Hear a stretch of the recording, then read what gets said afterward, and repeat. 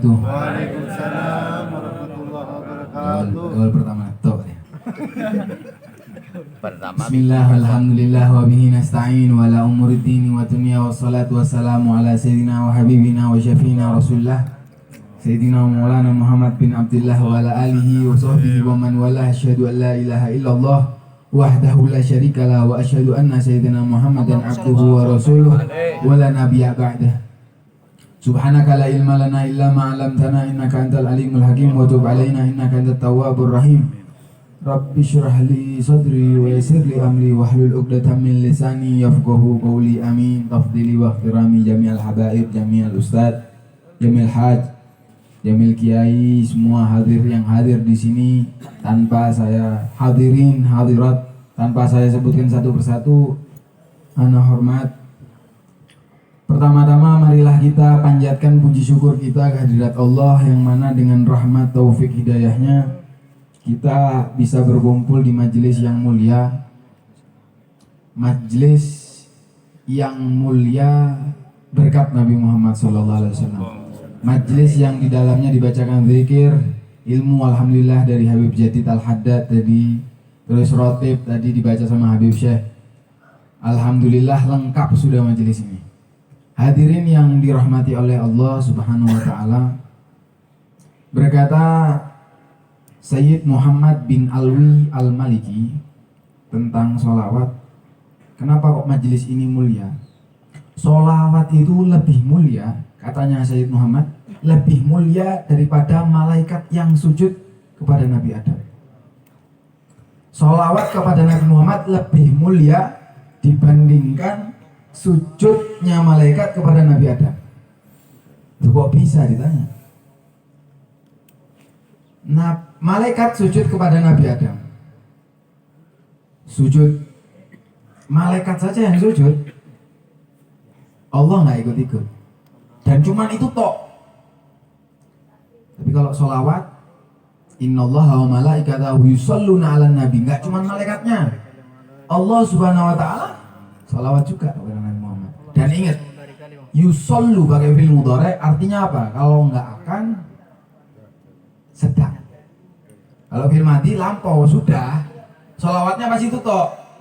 Tapi kalau yusollu, Allah dan malaikatnya selalu dawam bersolawat kepada Nabi Muhammad. Bagaimana nggak mulia sholawat Nabi Muhammad? Hadirin yang dirahmati Allah, alhamdulillah. Kalau kita mau ingat, kita mau tahu keistimewaan kita bersolawat kepada Nabi Muhammad, ada cerita satu orang bermimpi ketemu Nabi Muhammad. Allahumma sholli ala Muhammad. Ketemu Nabi Muhammad, orang ini tidak pernah sholawat loh. Ketemu Nabi Muhammad. Itu sebagai cerita, ini sebagai cerminan, sebagai apa ya, supaya kita bisa belajar. Ada orang yang bisa mimpi Nabi Muhammad, tapi mimpinya bagaimana? Bagus apa enggak kan gitu. Orang ini mimpi kepada Nabi Muhammad, langsung dia beri senang Nabi Muhammad. Ya, Nabi Muhammad, saya umatmu, engkau kenal saya, Nabi Muhammad? Enggak kenal saya. Nabi Muhammad, saya Muhammad ini, Nabi Muhammad ini enggak kenal. Loh, bahayanya. Katanya Nabi Muhammad, orang yang banyak sholawat kepada saya semakin mengenal. Orang yang jarang sholawat kepada saya semakin nggak kenal. Takarannya untuk dikenal Nabi Muhammad adalah sholawat kepada Nabi Muhammad. Bangun orang kayak disetrum, tindian kalah. Apa oleh bahasa Durone itu? Absaab. Ya kalah Absaab. Ngejitnya ini, ngejitnya ini nggak ada bandingannya. Akhirnya dia kaget mikir. Saya mulai minggu depan, akhirnya dia bersumpah, mulai minggu depan saya dawam, mulai saat ini saya dawamkan sholawat setiap hari kepada Nabi Muhammad 100 minimal. Minggu depannya mimpi lagi kebetulan ketemu Nabi Muhammad. Sekarang ditanya sama Nabi Muhammad, sebelum dia bertanya Nabi Muhammad, Al-an ana araf. Sekarang saya kenal sama kamu fulan bin fulan. Duh, kenal. Ayahnya Nabi Muhammad kenal. Jadi sholawat ini bukan hanya bersolawat saja. Makna yang terkandung dalam sholawat bukan hanya soal bersolawat, tapi apa? Soal bakti kita kepada orang tua, terutama ayah kita. Kenapa? Ketika semakin sering kita sholawat kepada Nabi Muhammad, secara tidak langsung itu salah satu bukti bakti kita, di mana kita memperkenalkan ayah kita kepada Nabi Muhammad SAW. Ente fulan bin fulan kan? Betul. Muhammad siapa bin siapa? Ketahuan bapaknya dikenal sama Nabi Muhammad berkat anaknya sering bersolawat kepada Nabi Muhammad. Allahumma sholli ala Muhammad. Makanya katanya Habib Ali Al-Jufri, Habib Ali Zainal Abidin Al-Jufri, as-sholah ala Nabi syekhun man la syeikhalah. Kita kan kurang belajar. Sholawat kepada Nabi Muhammad itu adalah guru bagi orang-orang yang tidak punya guru. Tandi guru, Jong. Bukan kita tidak harus nyari guru, guru wajib dicari, wajib. Sampai salah kita. Sampai yaumil kiamah. Iya, mending jalannya kita yang salah daripada kita guru yang salah. Serius. Mending jalan kita salah. Karena kita kalau ketemu guru yang benar, jalan kita dibenarkan. Tapi kalau kita ketemu guru yang salah, biarpun jalan kita benar, belok. Ya, mending daripada guru yang salah. Mending. Tapi katanya Habib Ali Al-Jufri, as-sholah ala Nabi syekhun man la syeikhalah. Guru buat orang yang tidak punya guru. Artinya dalam kondisi kita tidak sedang mencari ilmu, apa yang perlu kita tingkatkan? Sholawat kepada Nabi Muhammad SAW. Alhamdulillah sholawat kita kok rutin. Alhamdulillah setiap minggu. Kalau bisa setiap hari di rumah itu ditingkatkan juga. Terutama ketika majelis yang buat kita semangat kan kumpul-kumpul kayak gini. Ya. Terus nambahi soal ceritanya Habib Jadid ada masalah Ahlul Bait. Ada cerita seorang syarifah di suatu desa, ini cerita di Hadramut Yaman, ada nyata cerita dari guru-guru kami cerita. Ada satu syarifah dalam satu desa itu yang memang kawasan orang-orang nakal, isi preman tuh. Ketika pulang, entah pulang kerja atau perjalanan malam, kebetulan malam, ada 3 preman, anjing. Ada 3 preman, syarifah ini ditangkap, dibawa ke rumahnya, kejam. Akhirnya dibawa, dimasukkan ke satu ruangan. Akhirnya preman ini ya, Humpimpa, Ndian. Siapa yang duluan? Ya kan? Maksudnya apa? Untuk dinistakan, untuk dihinakan, untuk ya hawa nafsunya mereka. Na'udzubillah min dzalik. Semoga kita dijauhkan kurang ajar sama Ahlul Bait. Amin. Ya. Di salah satu ternyata ya bosnya yang menang, bosnya. Bosnya ini diceritakan sama guru anak, premannya preman. Soal membunuh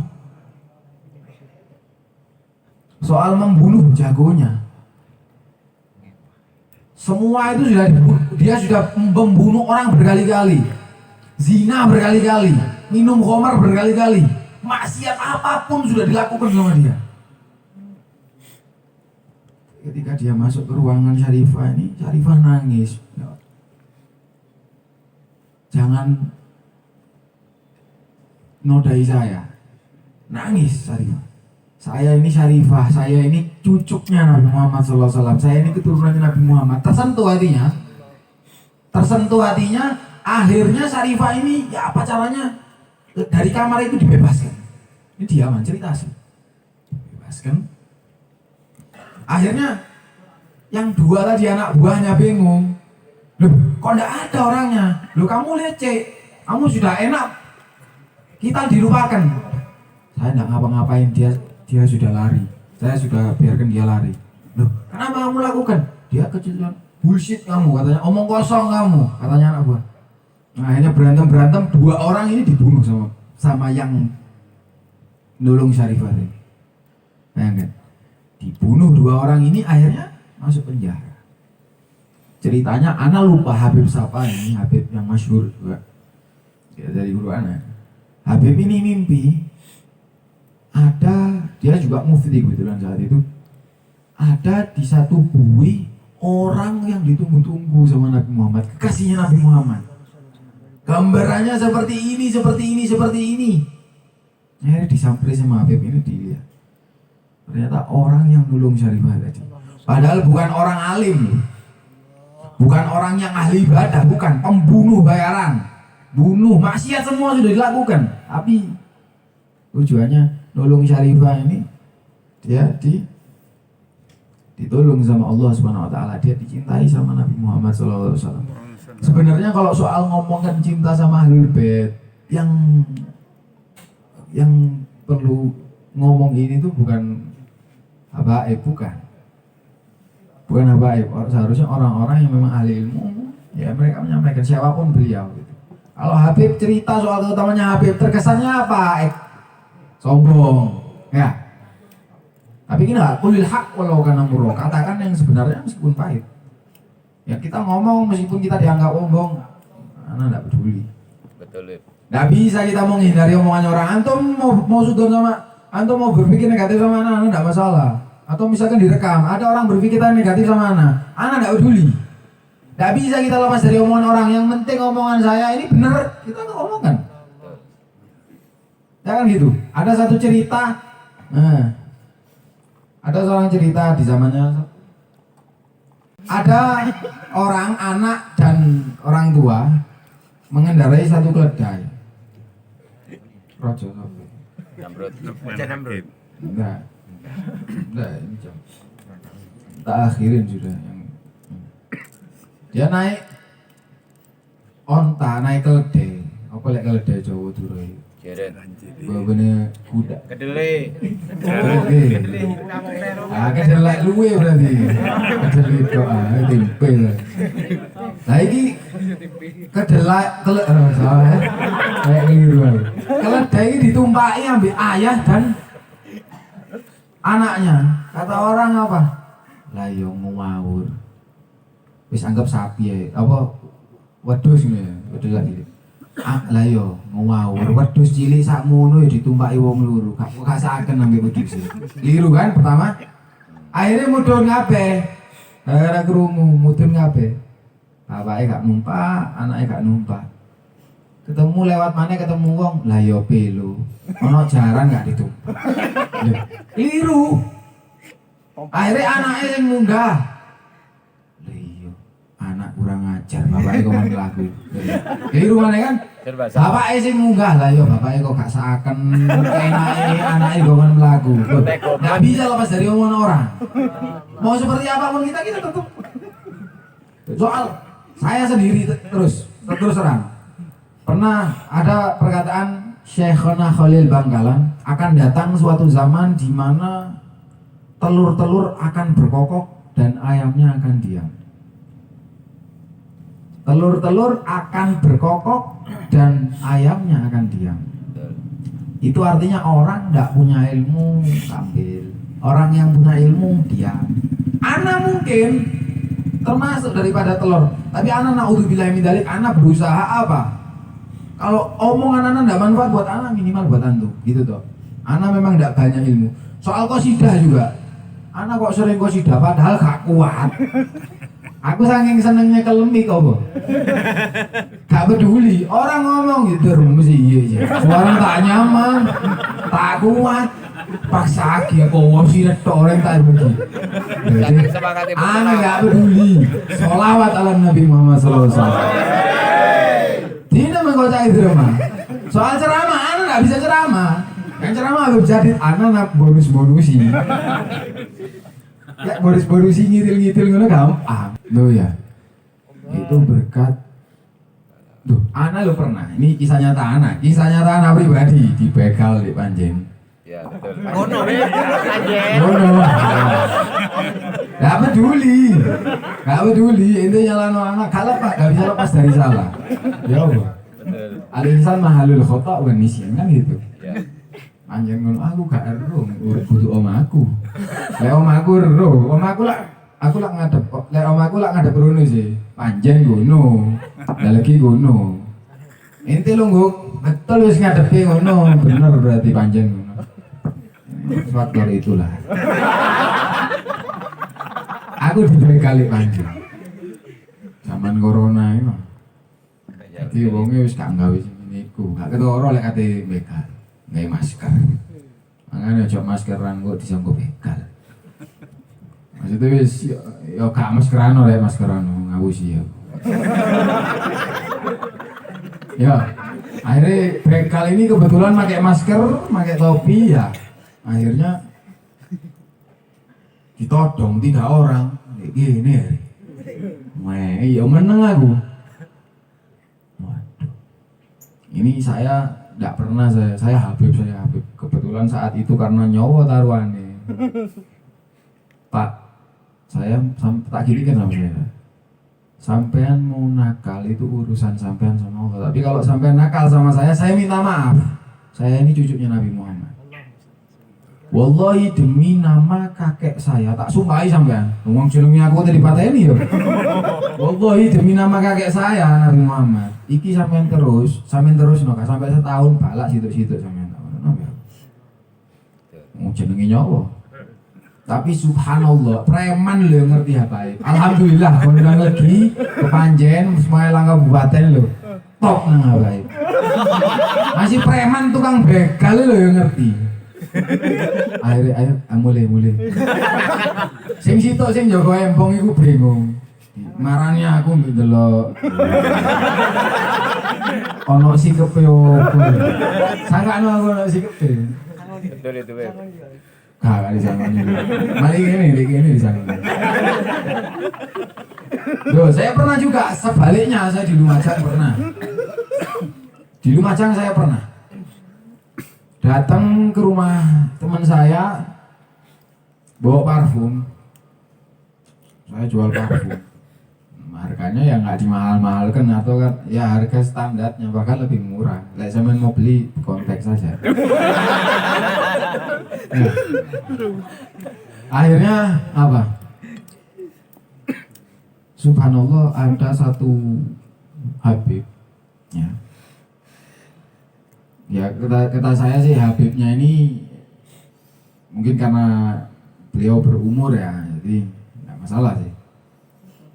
Dia ngutus anak buahnya untuk datang ke saya ngecek saya ini Habib beneran apa enggak main ke kampung sana. Nah ini loh, jangan dicontoh hadirin. Dia datang, betul Habib jadi cerita tadi, nyambung. Dia datang ke tempat saya, duduk di depan saya. Kamu siapa? Gak usah salam-salaman, langsung dong. Kamu siapa? Bin? Saya Habib. Bin Ahmad. Bin, Bin.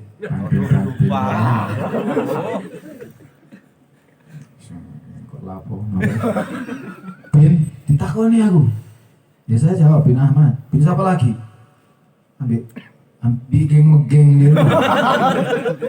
Makanya inti apa? Sekarang gini, kalau saya ternyata benar-benar ahlul bait, kalau saya benar-benar keturunan ya. Soal jalur saya mungkin banyak melencengnya, nakalnya ya banyak. Soal darah, kalau kebetulan saya memang jadi apa bagus seperti itu kan gitu. Bukan saya enggak ahlul bait itu enggak minta dihormati ya, diri. Jangan diulang ajari gitu. Nah, soal menghormati, mencintai itu keuntungan yang antum dapat kalau antum lakukan. Kalau antum, yang penting ojo kurang ajar, ngono to. Kabeh wong gak gelem dikurang ajari. Habib ahlul bait, keturunan Nabi Muhammad. Padha kaya wong tuwek, misale ana sapa Cak Syukur, Abah Syukur. Karo sapa? Sekarang iki. Abah Fulan. Wis kowe haji, kiai ngajar. Mare pada kacong ini di ruang. Gur. Tenan derem. Kira-kira enak dipanggil kayak gitu. Oh, tidak enak, Beb. Ngamuk wajar. Kenapa? Dia orang tua. Loh, dia orang alim. Kan gitu. Gak boleh dikurang ajari. Itu bagian daripada wibawa. Katanya Imam Ghazali, arba. Orang itu ada 4. Man yadri wa yadri annahu yadri, man la yadri wa yadri annahu la yadri, man la yadri wa la yadri annahu la yadri, man la yadri wa yadri annahu yadri. Dan 4. Salah satunya orang yang tahu dan tahu kalau dirinya tahu. Seperti beliau. Kiai kalau dikurang ajari sama santrinya dimarahi. Bukan soal sombong ini. Loh, demikian juga Habib kok ternyata kok dikurang ajari ngamuk. Atau kadang mungkin minta dihormati. Kenapa? Loh, sekarang gini loh hadirin. Kalau antum memang ternyata ngelihat Habib nawakal. Habib kok nawakal.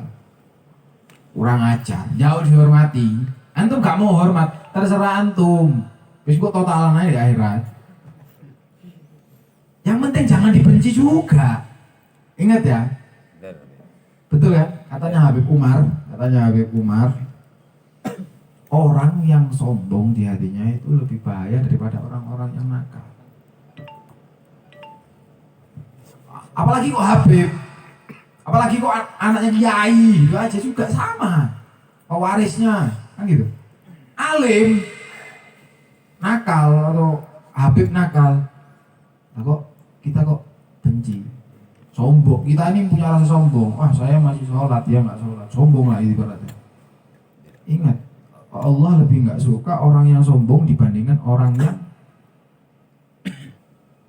ahli bermaksiat. Kan gitu. Lagi kalau cinta sama ahli bait nggak usah pilih-pilih. Kalau cinta, ini anak nambah itu ya bisa itu ya.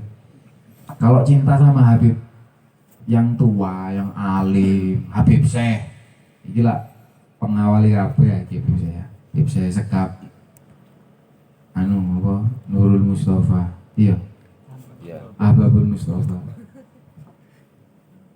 Antum cinta sama Habib itu wajar. Ibaratnya presiden teko mrene, teko nang kampung kene, wong kene ku pasti nunduk-nunduk ini. Presiden ngomong, Masya Allah ya wong kene ya. Ahlaknya api-api, nurut-nurut, baik-baik, sopan-sopan. Yes, datang presiden. Lele Habib Syekh, ente cinta sama Habib Syekh ya wajar. Wong Habib besar. Dia punya keistimewaan, suaranya Masya Allah, ilmunya juga ada dalam. Wajar. Lek antum pengen tahu cintanya seberapa sama keturunan Nabi Muhammad. Habib-habib sing cili-cili sing tawambeng-tambeng. Iku sing gawe tes-tesan. Lek kono agar cinta, apa maneh? Saya tidak memungkiri. Semua orang itu punya kesalahan. Habib juga punya salah loh. Saya tidak memungkiri ada sebagian Habib yang dia memanfaatkan Habibnya, itu tidak bisa dipungkiri, ada memang. Tapi kadang-kadang orang kalau nggak nyeleneh, itu gak kerungu. Ketika dia nyeleneh, rame nih kuping. Al-khalif tu'raf. Khalif tu'raf. Berbedalah kamu dari yang lain, maka kamu akan dikenal. Habib-habib yang ada yang alim-alim diem di rumah, soleh, sholat, tak pernah keluar rumah, di rumah sama rumah tangganya kerja, pulang makan, istirahat, gitu-gitu tuh. Kita tidak pernah dengar. Nanti kalau ada Habib nakal keluar langsung ramai di telinga, kan gitu. Sekarang gini, kalau ente diuji sama mereka, sama Habib-habib yang gitu, yang dia misalkan ada, dan banyak juga yang bukan Habib ngaku Habib, terus seperti itu juga ada. Ada yang mukanya Arab bukan Habib, seperti itu juga ada. Tuh, kalau itu aib bagi ahlul bait sendiri itu aib. Katanya Imam Abdullah Haddad, nahnu qaumun lanas al-wala narud, saya ini, kami ini kaum yang tidak pernah meminta dan tidak pernah menolak. Kalau ada rezeki kami terima. Tapi kita enggak, paling anti sama yang minta. Itu katanya Imam Abdullah Haddad. Nahnu qaumun lanas al-wala narud. Nah kalau ada Habib-Habib atau yang bukan Habib bahkan minta misalnya, atau nikah ada, itu biji, bandingkan sama Habib-Habib yang alim jauh lebih banyak, tapi yang disorot apalagi orang-orang yang ahli ini ya, suka bid'ah ahli suka bid'ah kan. Aduh, karena Habib yang bawa solawat, mereka solawat maulidan ini dianggap bid'ah, ya wis. Jadi musuhnya ya Habib ini, kan gitu. Iya. Terus terang. Nah, kalau ada kayak gitu yang disorot seperti itu, ada videonya, ada. Dia kok ngasih contoh Habib yang sedikit itu, bisa dia apa namanya? Kalau dia, ya apa yang ngomong ya? Wis angin. Sekarang kalau ada yang seperti itu, antum gini loh, ada anak terus terang wis yo ngomong apa nih, gak apa-apa tapi gini nih, gak apa-apa, gak apa. Kalau ada Habib yang seperti ini, cuarang sebenarnya, minta-minta bukan akhlaknya Nabi, bukan akhlaknya Ahlul Bait, bukan sama sekali. Jadi makanya kalau ente mau ngikut sama Habib, yang diikuti itu torekohnya, jalan silsilah perjalanan hidup mereka itu yang diikuti, bukan tindak tanduknya. Kalau tindak tanduknya sesuai sama torekohnya, baru kita ikuti. Kalau ternyata tambeng terus awalnya melok tambeng berenang pada Habib, norok putih, norok buntek, bawang ya.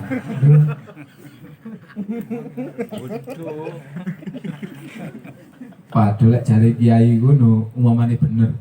Aja wis. Combong maneh. Iya. Jadi kalau ada Habib yang seperti itu kok subhanallah ada, terus minta uang atau alasan apa atau apa. Sekarang gini loh, yang dipertahankan dari diri kita itu apa? Cintanya jangan sampai berkurang.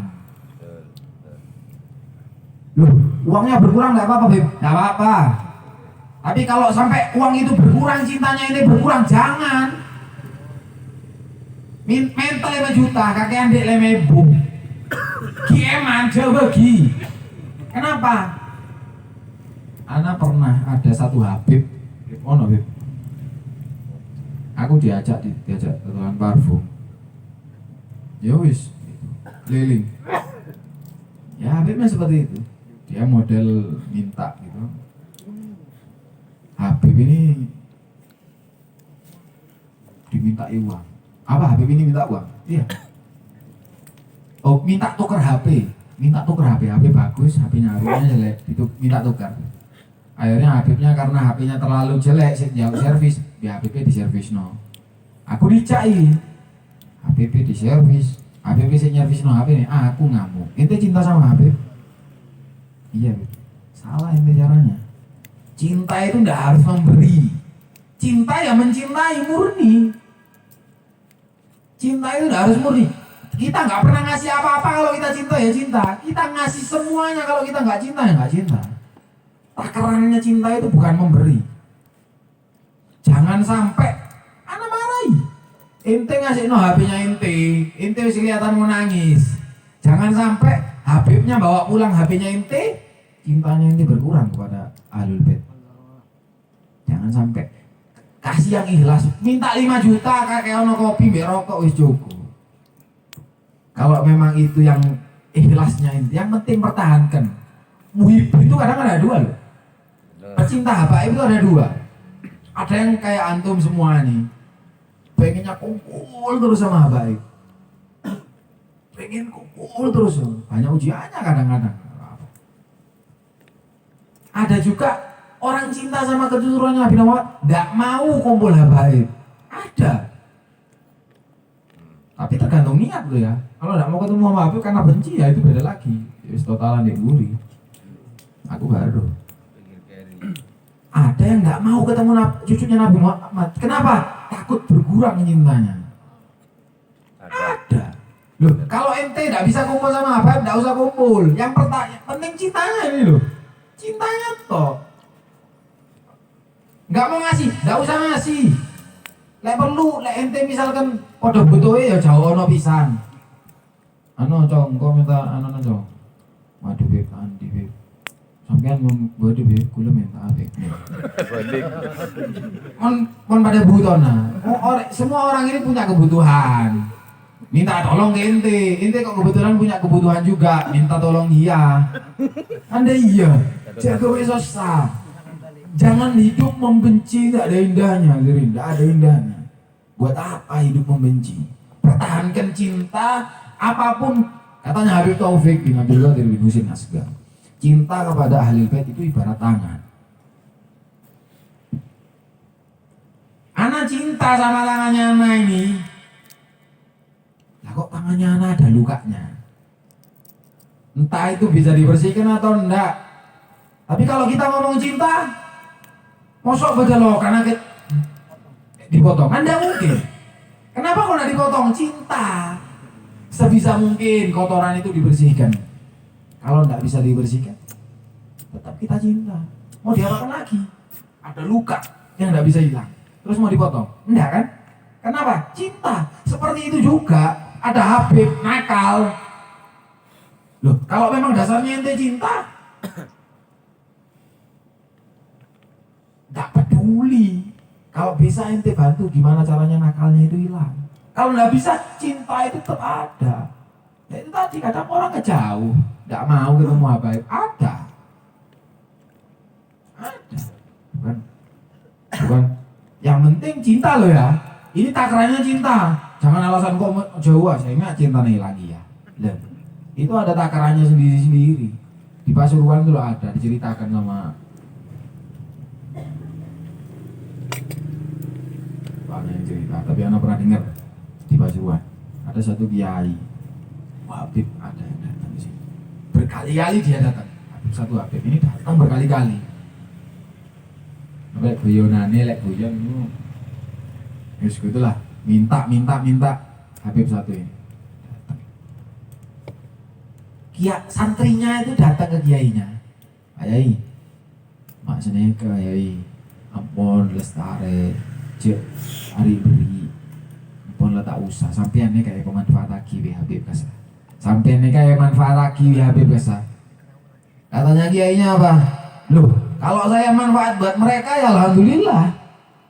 Loh, kalau saya dimanfaatkan sama mereka, berarti saya ada manfaatnya buat mereka, alhamdulillah.